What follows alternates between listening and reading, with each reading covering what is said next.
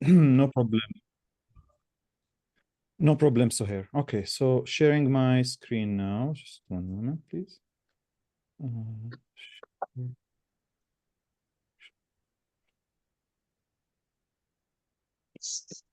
Okay. All right. Can you all see my PowerPoint? Yes. Okay.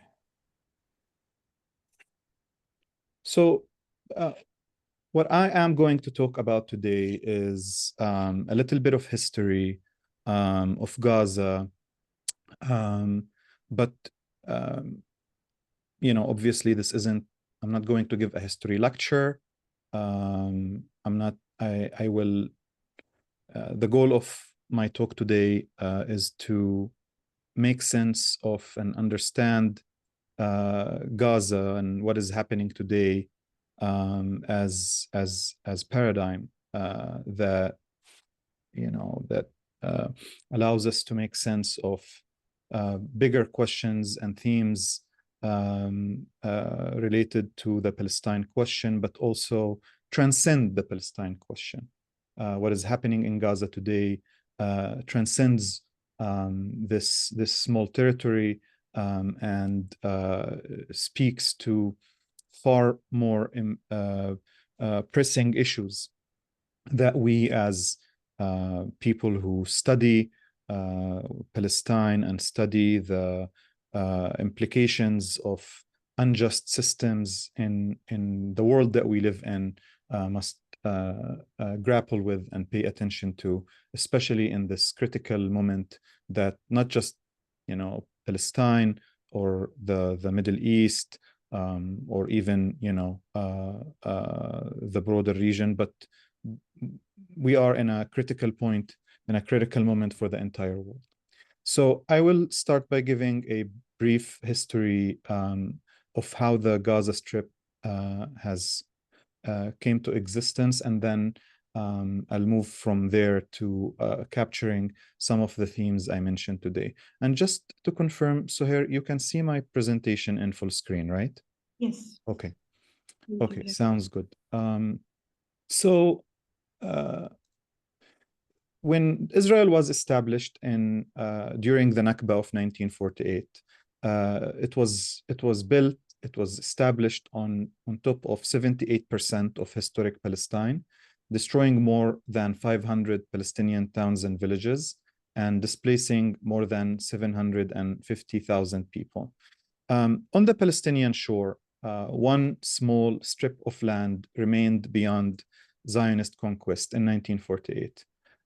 This area that we call today the Gaza Strip only came to existence as a result of Israel's conquest in 48. Before 1948, Gaza and most of the territories in its vicinity were part of a broader Gaza district that constituted more than 50% of the area of Mandate Palestine.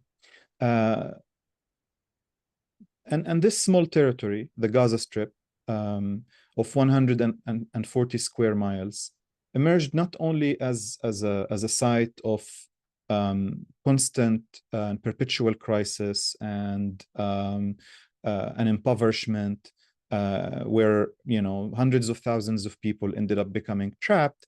It also emerged as a site of resistance to Zionism, and Gaza throughout the past decades became a force that would challenge colonialism, imperialism, and apartheid, both globally and locally.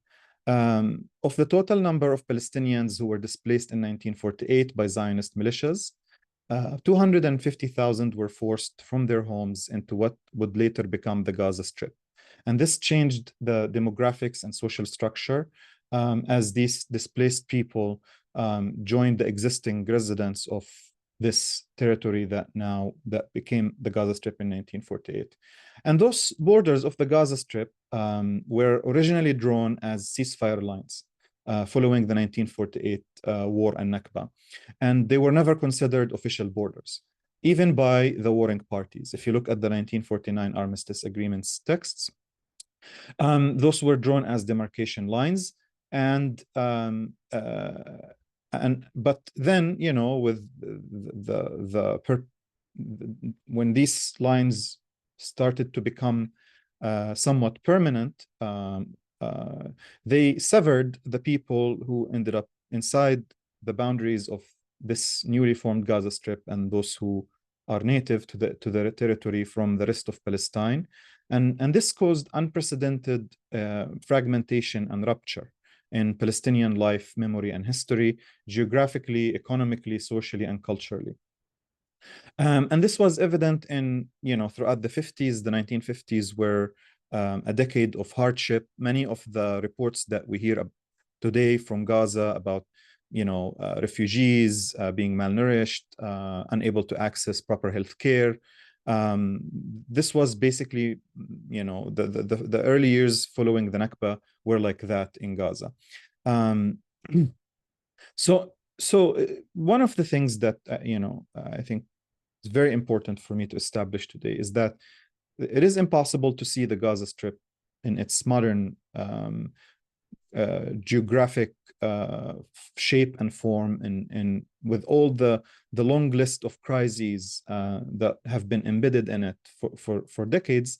It is impossible to see it as anything but Israel's creation. This was the creation of the Gaza Strip was the result of a violent, organized campaign of geographic and demographic re-engineering. And this dynamic continues today, and we see it more explicitly as part of the genocide. Israel, as the colonizer, is violently clashing with Palestinians as the colonized. And this this is the most important dynamic that can help us understand what's happening on the ground. It's the central drive and at the heart of the continuation of this 77-year-old Nakba. And in response to this violent birth of the Gaza Strip, the Palestinians have been struggling for decades, and their struggle has not just about defending their rights. It always had a universal dimension and deep global implications, which I will talk about shortly, all of which are playing out in the Gaza Strip today. And of course, in this moment, that we're witnessing, Palestine becomes a crucial battleground in the confrontation against the marriage of traditional colonial visions, like those that shaped the history of the US and those that allowed the Israeli settler colonial model to metastasize in its most extreme form, that is genocide, that what we're witnessing today. On one hand, so we have settler colonialism on one hand, and then we also have the 21st century agenda for political exclusion that strips human and civil rights from large disadvantaged populations and groups.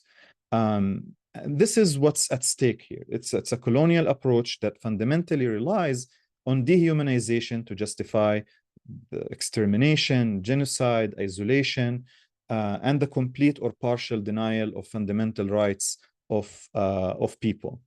And of course, while the birth of the Gaza Strip was a violent event after 1948, Gaza continued after 1948 to become a target of relentless and extreme violent Israeli assaults. From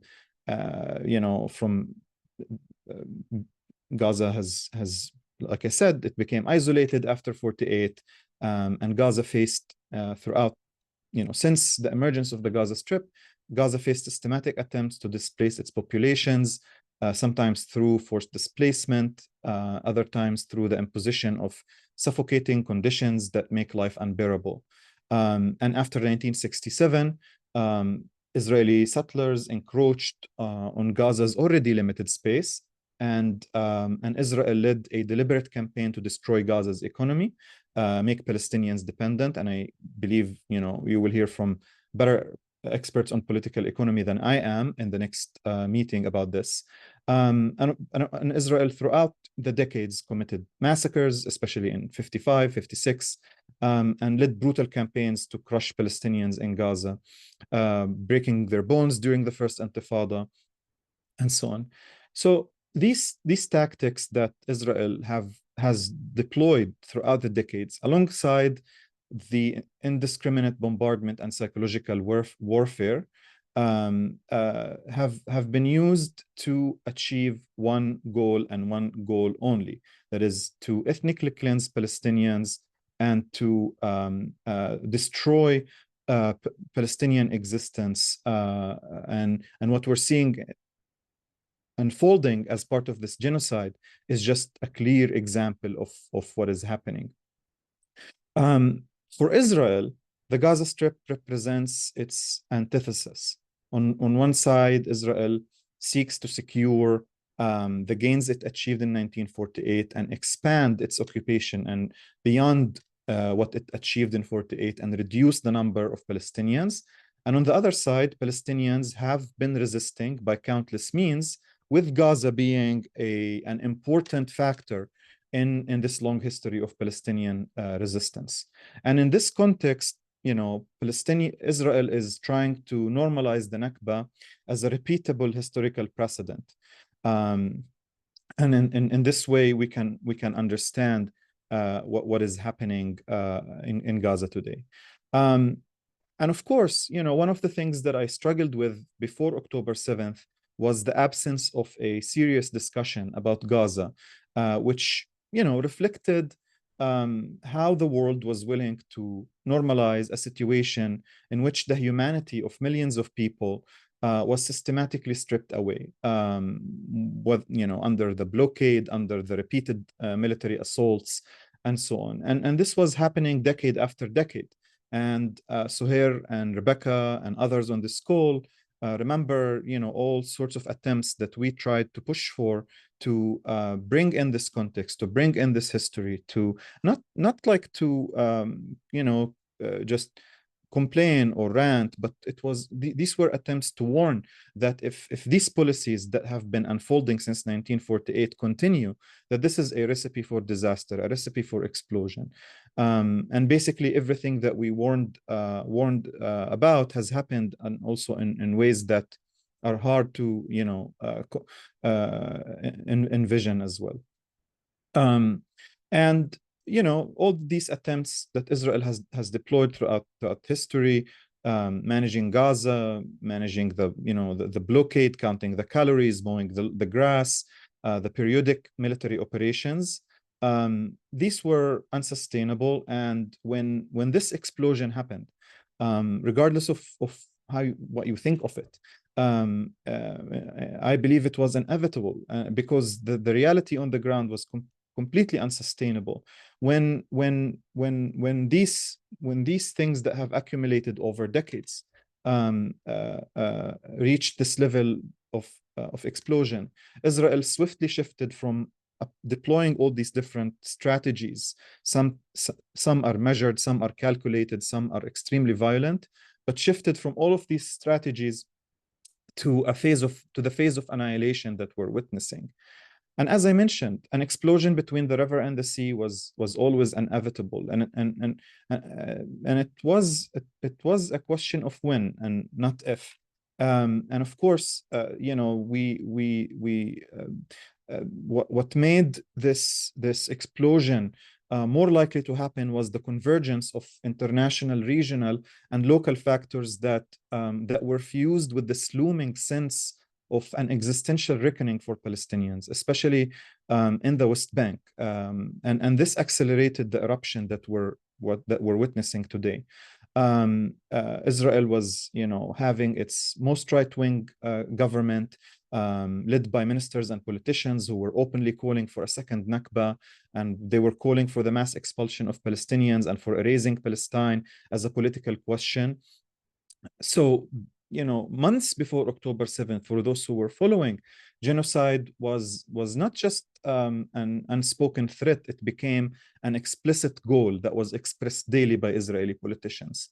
And today, we're seeing all these statements by Israeli leaders and politicians such as Smotrich, who are calling for the total annihilation and destruction of Gaza.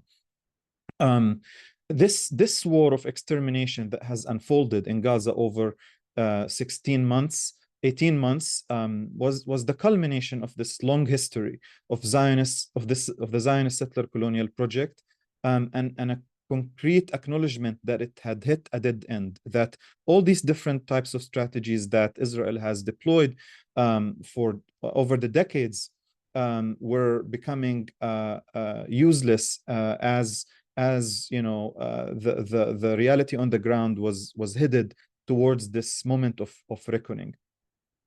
I don't know how much time I have left, but I would like to yes, Rebecca? We still have about 4 minutes, Jehad. Sounds good. So just to, you know, bring in all of these ideas and concepts and create like a, you know, and ground ourselves into what is happening today, I hope to focus on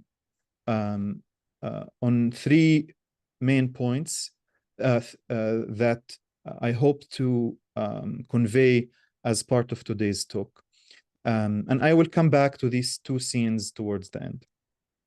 The first point is that Gaza has been a living paradigm of settler colonialism and indigenous resistance.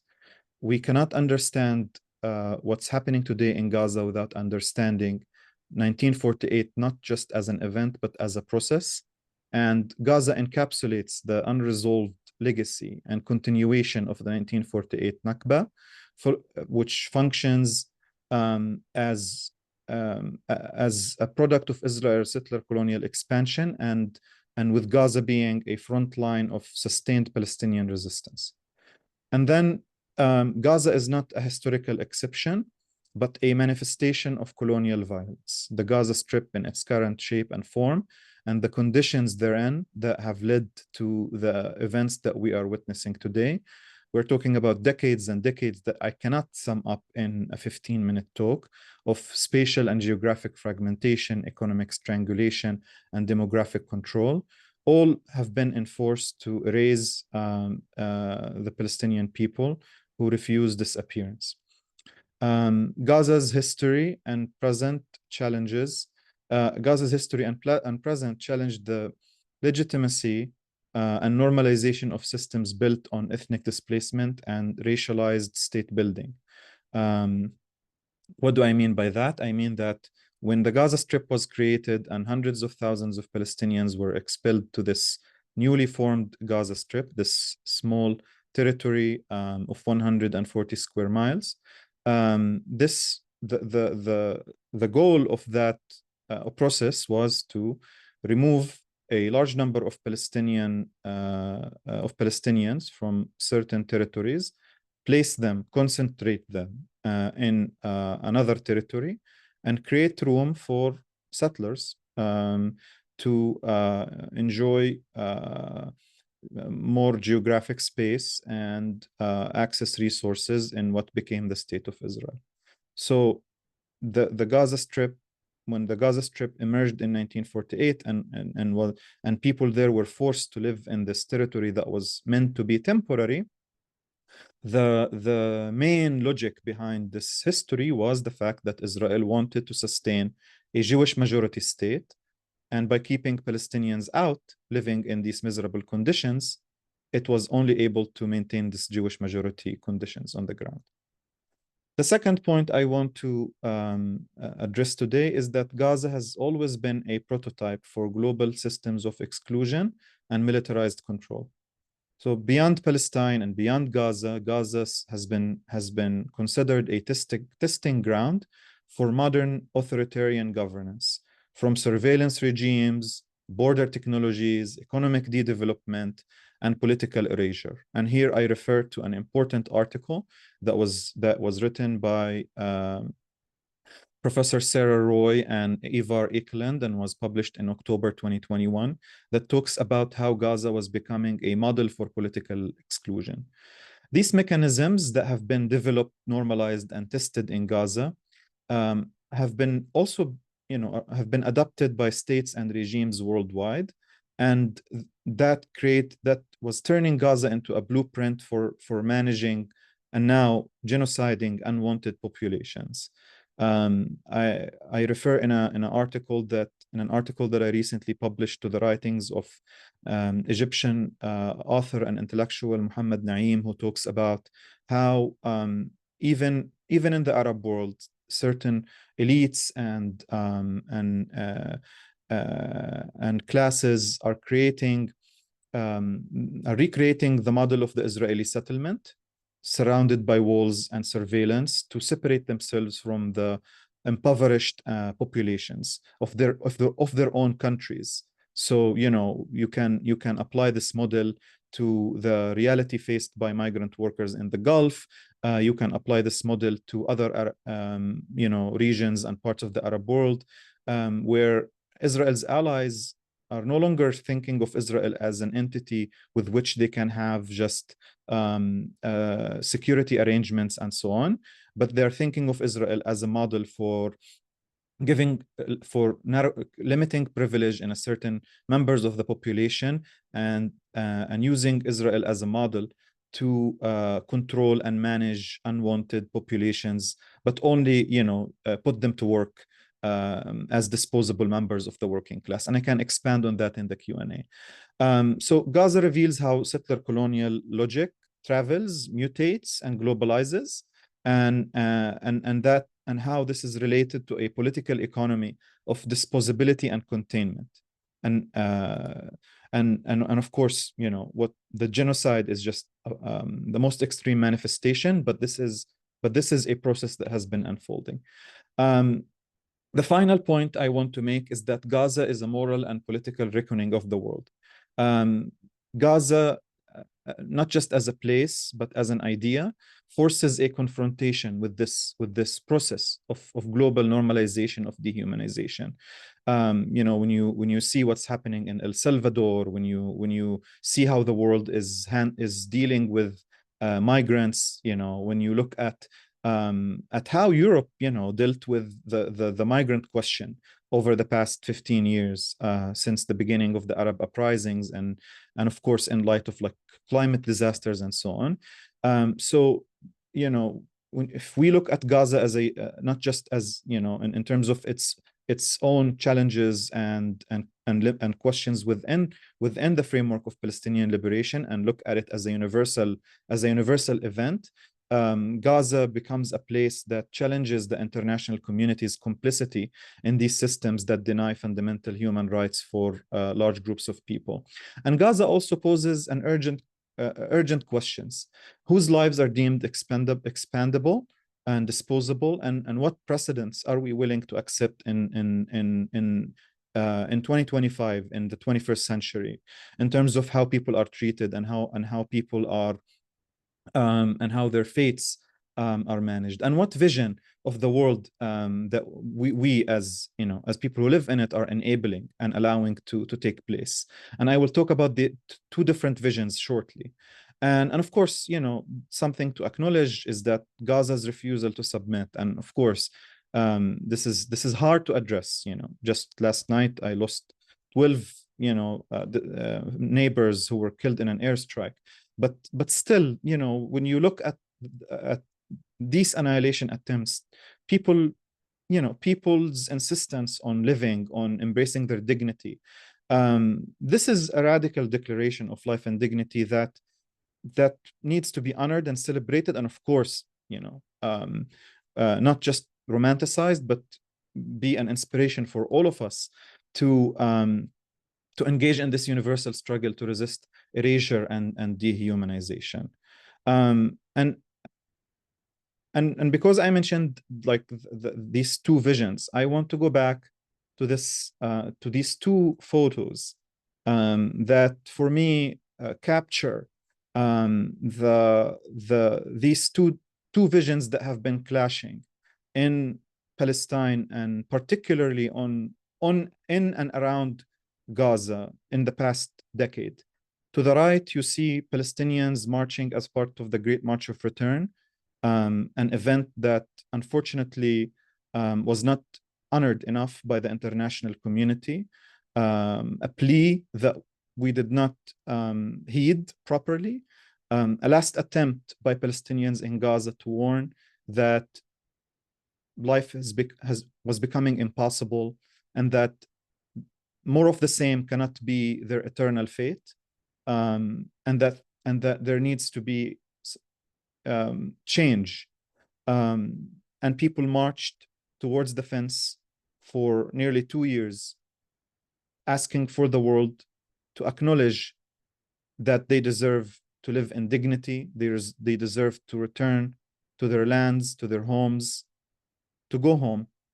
And the photo to the left shows Israeli politicians headed by Benny Gantz in 2021, cutting a ribbon outside Gaza, celebrating the completion of Israel's smart wall, which was considered a state-of-the-art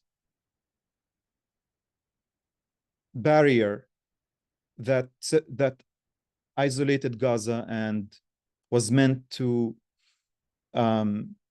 eternalize this process using state-of-the-art technology.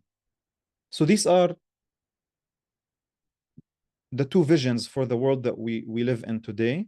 And if we think about Gaza in terms of the universal questions and challenges that not just Palestinians are facing, but humanity as a whole, I think we can look at Gaza today as an inspiration towards thinking about this big question. Do we live in a world of people having access to rights and justice and dignity and their humanity acknowledged?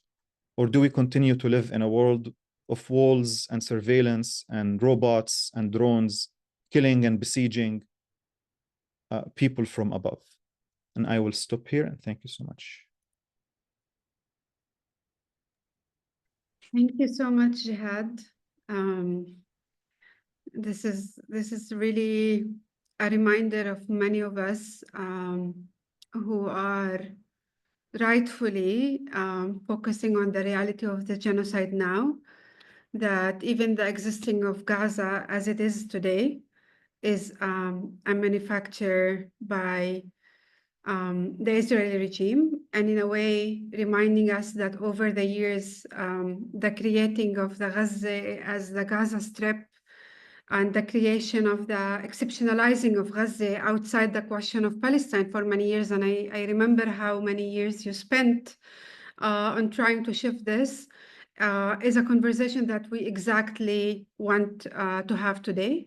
I really cannot stress enough what you said about Gaza being a reference, a universal reference, and not in a symbolic way, but of the types of oppressions we're seeing globally, but also of the type of resilience that people, without romanticizing, that people are able to create, and what choices are we making now as people who work for solidarity globally. With that, I want to take us to Suhad, and really, Suhad, coming out of this question of the exceptionalizing of Gaza that often happens, we want to speak about the question of ethnic cleansing, forced displacement, the roots of the colonization that are in their extreme manifestation now during the genocide, but also we're witnessing across Palestine, in the West Bank, in Gaza, in 48, the way, not maybe in the same manifestation we're seeing in Gaza, but we've been seeing since October intensify, but way before October, as we all mentioned. So I leave the floor to you, Suhad. We're going to post Suhad's bio in the chat. The floor is yours. Thank you. Thank you, Suhair. Thank you, Rebecca and Funding Freedom for having me here today. My intervention today will be comprised of 3 comments, and I will try to stick by the time limitations in this regard. First comment will address how the Israeli framing ideological and legal of the status of the 67 occupied territory is developing. And I will go one by one. With the establishment of the settlement enterprise and with the expansion and formalization of it in like 67, it became clear that they were built to stay. Although the discourse was of a territory held under belligerent occupation, the first decade settlement was justified as a security matter to bypass basically international law prohibitions in this regard. This changed, as I've mentioned, in a governmental decision in 1977 to formalize and expand settlement in the West Bank, Gaza Strip, and the Golan Heights. So settlement became a political matter rather than allegedly security-related issue. The expansion of the settlement enterprise was ideologically motivated. The right to self-determination of the Jewish people in the entirety of mandatory Palestine, known as the land of Israel. However, this was not formally explicitly declared.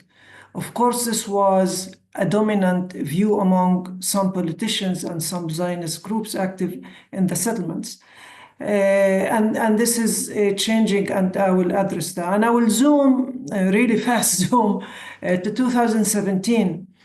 And at this point, it was very clear for everyone that Oslo was dead. Israel's territorial interest in at least Area C are very clear and becoming more explicit. The division of the West Bank to areas A, B, and C is used by Israel to consolidate its territorial control over the area. And within legal proceedings, attempting to challenge a Knesset law aimed to regularize settlement outposts in the West Bank,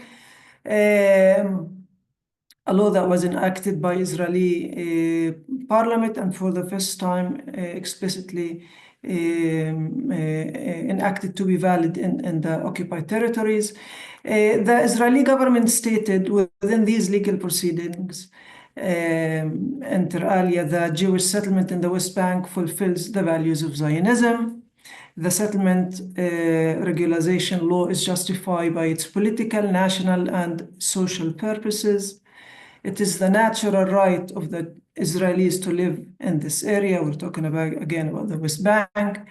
The Israeli Knesset is the source of authority of the military commander in the West Bank, and that this legislator is not subject to in any way to international law. The Israeli settlers in the West Bank are local civilian population under international law, whose needs must be addressed by the military commander. In 2018, Israeli Knesset enacted the nation-state law. I will not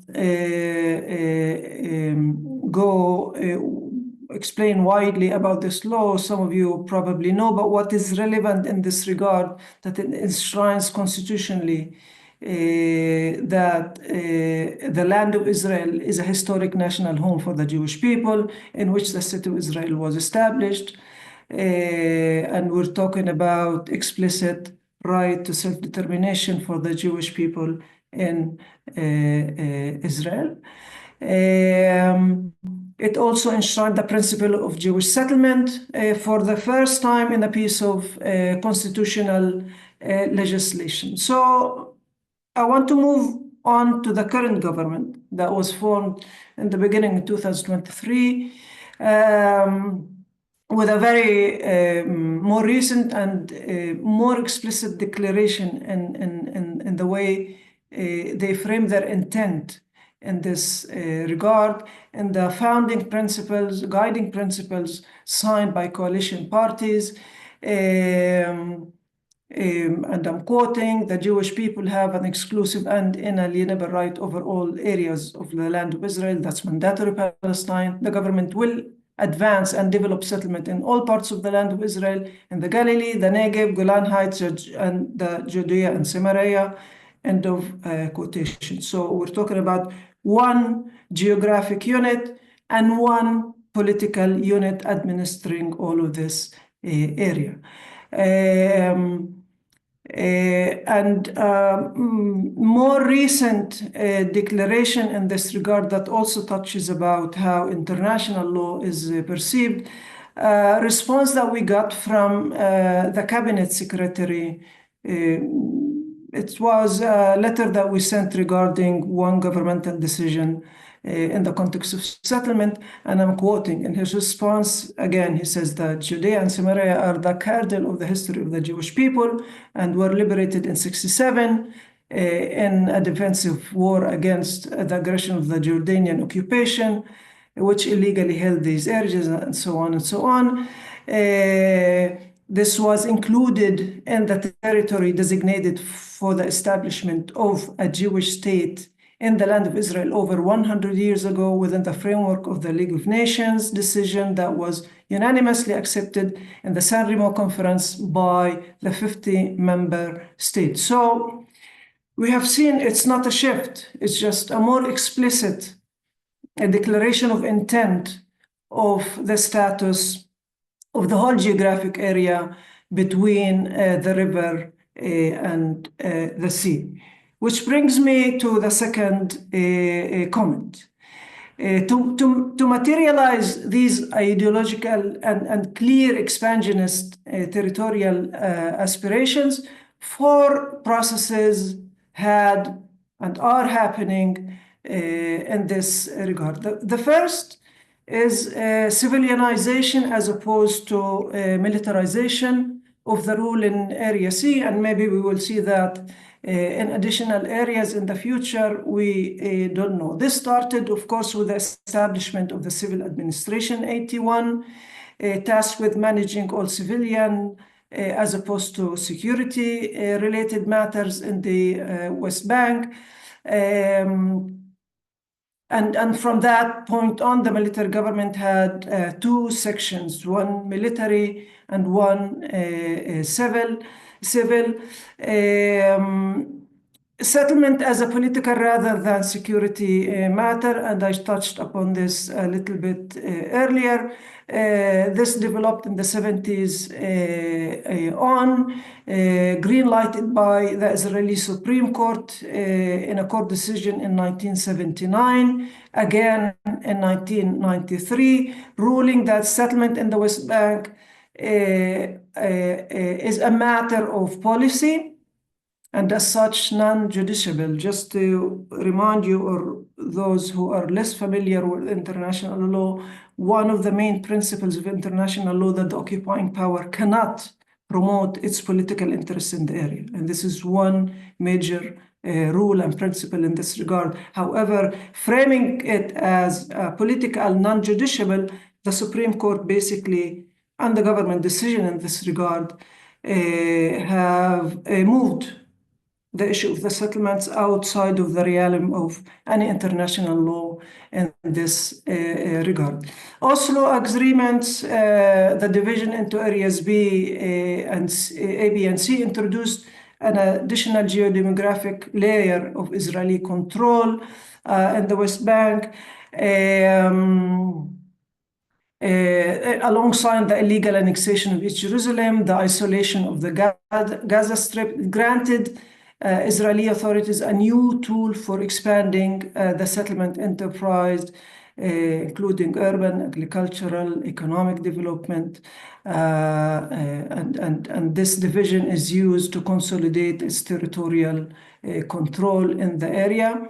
Lastly, in regard to civilianization processes, is the 2023 structural changes, dramatic changes, I would say, in this regard, initiated by the current government. These include the transfer of responsibility for most civil matters to additional minister within the Ministry of Security or Defense, which is Smotrich. The establishment of separate civilian system known as the Settlement Administration within Kogat, which is subordinate to the additional minister Smotrich, with new far-reaching decision-making power. So all of these 4 components are dramatically advancing the civilianization. Civilianization means sovereignty. sovereignty meaning territoriality and doing and acting as a sovereign in this territory.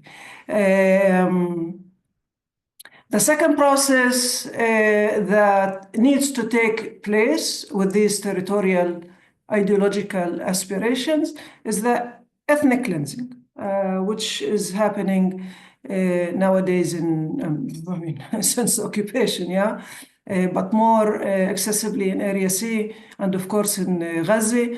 This is done mainly through legal procedures to displace Palestinians from Area C, settler violence to induce displacement, of course no accountability for any of the crimes committed by settlers, restrictions on development, no allocation of land to Palestinians, no infrastructure, and so on. Today, with the massive plans to expand the settlement enterprise, including amending legal infrastructure to resettle north of Gaza, we are talking about settlements that were dismantled as part of the 2005 disengagement plan, and we will see more settler violence and more displacement attempts for the sake of territorial domination.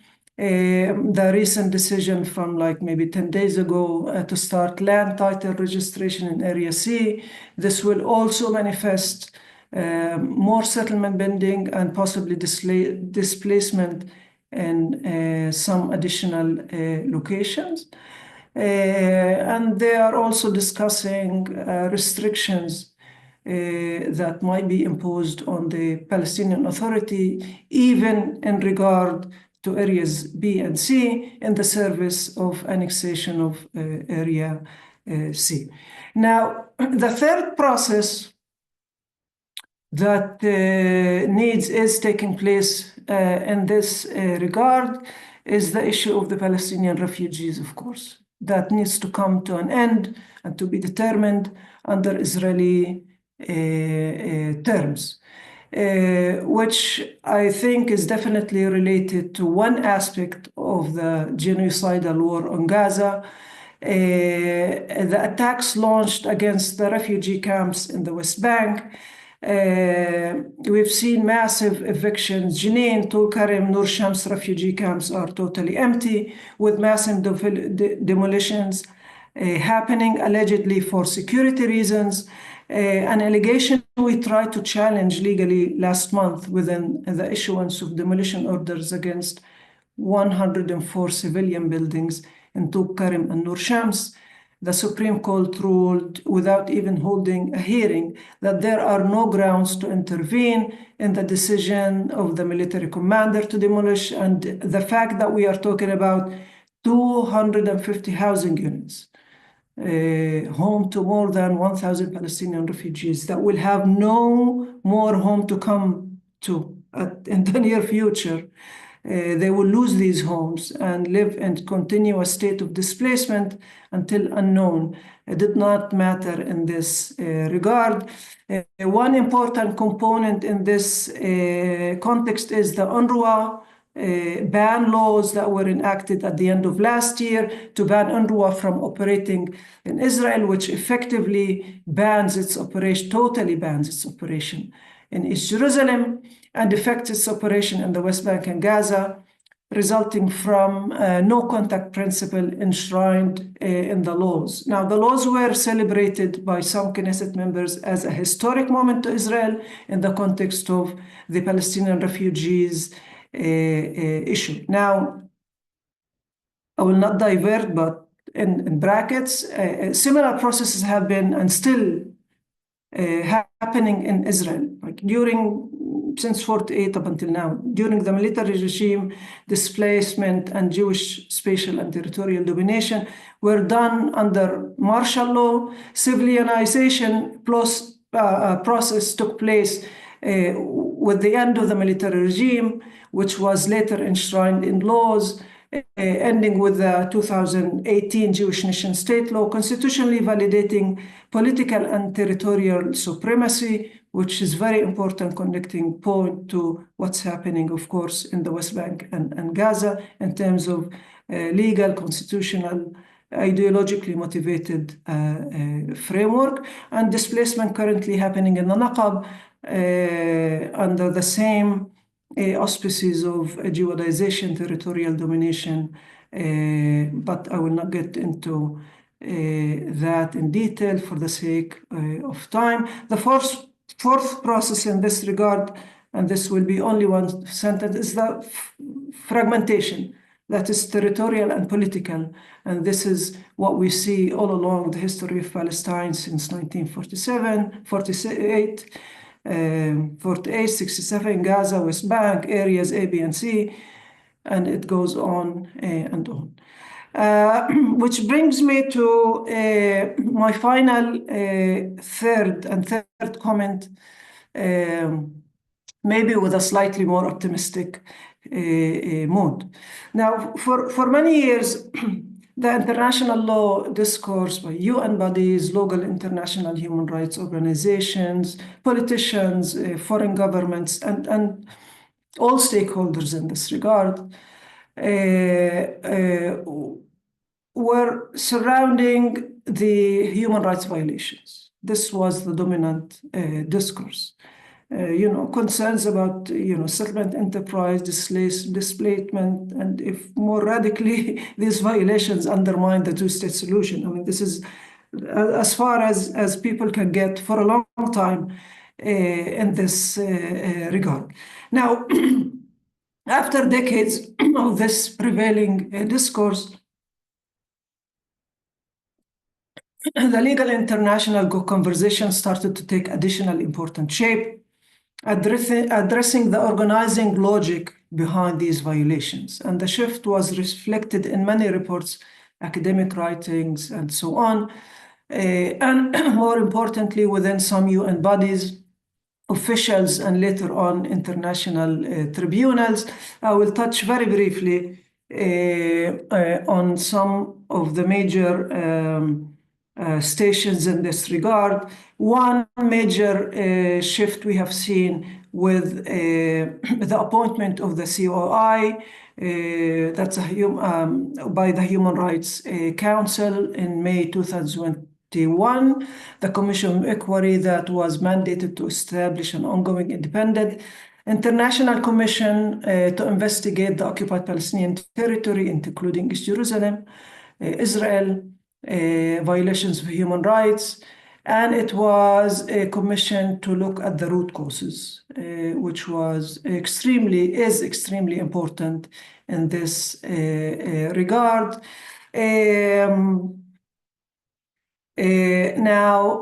This also paralleled with the realization that human rights violation discourse falls far from understanding what is happening on the ground in the OPT, and we have seen in this regard discourse of apartheid, and some would say it's another list of human rights violations that still does not get into the operating rationale behind all of these violations, but was still an important development in this regard. An important reference here is Michael Lynx, the former UN Special Rapporteur for the situation of human rights in the OPTs, in his 2022 report. And then we have Human Rights Watch, Amnesty International, Palestinian and Israeli NGOs in this regard. Some started to speak about settler colonial discourse, again, as the organizing rationale behind all of this. Now, the most recent development, and one of the most important in my view in this regard, was the July 2024 advisory opinion of the ICJ. In my view, there's an important shift there that started with framing the questions brought before the court that tried to reach beyond human rights violation, what this systematic system means and what are the implications in this regard. And one of the questions was referred to the ICJ. How do the Israeli policies and practices, again, violating human rights, international human rights, and so on, a humanitarian law, affect the legal status of the occupation, and what are the legal consequences that arise for all states and the United Nations from this status? So for the first time, we have seen an important international tribunal touching upon one of the major questions in this regard beyond violations of international law. And of course, as many of you know, the concluding observations, concluding among many other things, that these systematic violations have a direct or policies impact on the legality of the continued presence of Israel as an occupying power, violates fundamental principles of international law, and renders Israel's presence in the occupied Palestinian territory unlawful. And it constitutes a wrongful act entailing international responsibility. Consequently, Israel has an obligation to bring to an end its presence in the occupied Palestinian territory as rapidly as possible. The court also sketches the legal consequences for UN member states and sketches the responsibility of the UN bodies in this regard. So I mean, compared to the ICJ, and I will end in this remark, compared to the ICJ decision from 2004, decade before, on the wall, which was restricted to the framework of violations, including the right to self-determination, of course. The 2024 advisory opinion went to determine what this further means and what are the obligations in this regard. And I think this can open the door for additional tools to deal with. One of these tools, of course, the declaration on the UN declaration on the granting of independence to colonial countries and peoples, and much more tools that Palestine as a state have, and definitely activists and NGOs and organizations such as the organization that are hosting this Zoom might have as a result of this decision in the context of Palestine. I think I will end here. Thank you for your patience, and sorry if I exceeded a little bit my time. Thank you so much, Suhad. This was an incredibly thorough and helpful explanation of, I think just both the fact of like how everything that's happening now, and Jehad, you touched on this too, like is an intensification of policies that have really started in 1948, and also how much they have intensified in the last few years. So I think incredibly helpful. We do have a little bit of time for questions. There's already one question in the chat from Owen, which I'm going to turn to in 1 second. And I do want to encourage folks, if you have a question, you can either use the react button to raise your hand, or you can, that's probably the best way to do it, or to put in the chat what your question is, or just that you want to use your voice to ask a question. That's easier than scrolling through, folks. There was a question for you, Jehad, in the from Owen. And I wanted to read it to you and see if you wanted to answer it a little bit. Owen asked, could you speak more to the political implications of the demographics of Gaza being made up of people displaced from various other places in Palestine, along with the original residents of the territory now called the Gaza Strip, and how this relates to the occupation strategy of fragmentation of the Palestinian people and territory? Sorry, could you repeat the question? Yeah. So basically, to summarize, it's just talking about like a little bit of like talking about the demographics of people in Gaza now, and that some were originally from Gaza and some were refugees from other parts of Gaza, and how that relates to the strategy of fragmentation of Palestinian people and territory. Yeah, I mean, when the 1948 Nakba unfolded, There was no such a thing as the Gaza Strip, and as I mentioned in my presentation, Zionist militias expelled hundreds of thousands of people from their cities, towns, and villages, and many of whom ended up in this territory that became the Gaza Strip. And it's important to highlight that war and conquest were not foreign to Palestine. Palestine, by virtue of its location, has been, has been a site for many historical battles, conquests, armies passing through, always wreaking havoc, and so on. So people constantly throughout history move from one area to another, seek refuge until it's safe to go home. And this happened during the First World War. During the First World War, when British forces arrived in Palestine, all the residents of Gaza City had to evacuate because the city itself became turned into trenches, basically. And we all know what warfare was like during the First World War.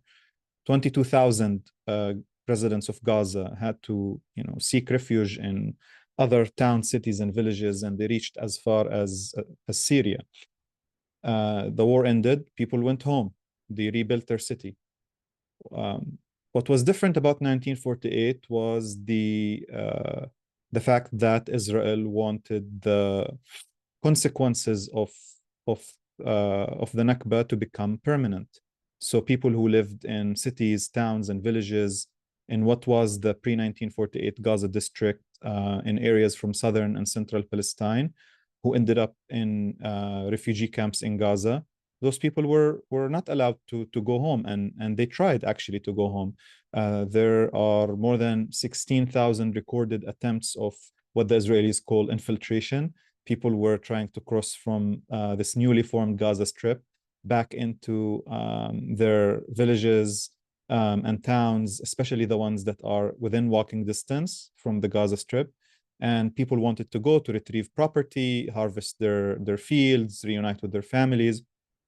And they were met with extreme violence, and even including cases of rape that are recorded in Ben Gurion's diary himself. Children who crossed the armistice, which wasn't, like a clear physical boundary in the 50s, were raped and murdered by Israeli forces. And even, as I said, this is in Ben Gurion's diary. It's not. So this was, this was a huge, unprecedented rupture in Palestinian history. And I say unprecedented because, like I said, war and conquest were never foreign to Palestine, but the fact that that Palestinians were not allowed to go home, were not allowed to go back, were not allowed to go back to their country, were not allowed to go back to their cities, towns, and villages. Suhair, so it was a horrible situation. So this is how this rupture happened, and of course there are economic consequences. There were, this wasn't just like a mere act of like transferring people geographically across the different regions. People lost their lives, their property, their livelihood, their connections. People lost access to ports. I come from a family that wasn't expelled from in 48. They were on the Palestinian side of what became the Gaza Strip. But my great-grandfather and my grandfather, they were citrus farmers, and for them, before 48, they used to go sell their citrus in Jaffa because then it would get exported. to other parts of the world. So this economic connection was lost. Cultural connections, family connections, and this was not just limited in 1948. This continued in 67. This continued after 67. This continued into the 21st century, and now we're witnessing the most extreme manifestation of that. Not only that Israel is seeking to expel hundreds of thousands, millions of Palestinians from Gaza, Israel is also working on completely annihilating and destroying the place where these people come from, and making return impossible, because when you destroy people's memories and institutions and sewage pipes and streets and roads, and transform the topography and destroy the soil and make it unsuitable for agriculture, destroy the environment, kill the animals, kill everything, pollute the air, you are not just working on expelling people, you're also working on ensuring that the possibility of return and rebuilding becomes something that is not attainable. So this process of rupturing Palestinian life is what started in 40. I mean, it started before 48, and of course, we don't have time to talk about this in detail, but this is a process that has been unfolding for decades, and what we're witnessing today is it reaching its zenith in terms of scale and intensity and brutality. Thank you so much. I actually have a little follow-up for both of you about that, because I think even the construction of this call by having you two speak separately and sort of separate the what's happening, and of course the conditions actually are different on the ground for Palestinians inside of Israel and the West Bank and East Jerusalem and in Gaza and in the diaspora. But there is a way that organizing talks this way sort of makes, again, increases that sense of fragmentation and different experiences. And I'm curious if you guys, either of you or both of you, have any advice for us as mostly people living in the US, or certainly at least not in Palestine, and especially for when we're talking within philanthropy, ways that we can help connect and make sure those stories stay one whole story.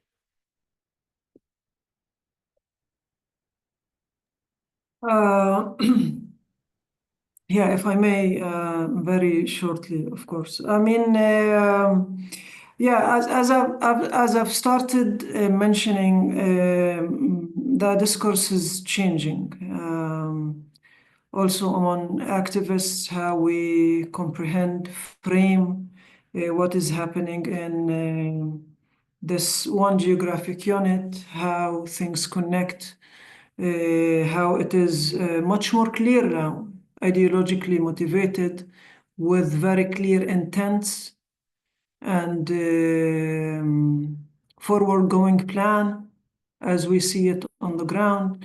The legal discourse is changing, also in terms of how we perceive the legal fragmentation that Israel is imposing, beside the political and geographic, but also what this means in terms of international law and what are the tools that are available in this regard. And this is why I mentioned, I think the ICJ advisory opinion is extremely important in this regard, that might give us more tools, although restricted in its scope, of course, geographically, legally, to the 67 occupied territories, but it still gives us new legal avenues to expand these tools to perceive what's happening on the ground in Israel and the OPTs, including Gaza, of course. And I think it is time. We've been having these conversations with politicians, parliamentarians, and for a long time now. Yeah. And it seems that a lot of them fully comprehend what is happening, what is the ideology behind all of this, and how things correlate on both sides of the green line. However, they feel they are restricted in this regard, also in terms of what they can do in Israel, also in terms of what they can do in the context of the occupied territories, although they have more freedom there. But I think the current situation also brings with it, as dire as it is, of course, some opportunity in regard to working with national governments and politicians and parliamentarians and international organizations in this regard, because it is very clear, it is more explicit. It is clearly ideologically motivated, and no one can argue that anymore with the current government. So yeah, I see that there is a wider opportunity here for advocacy in this regard.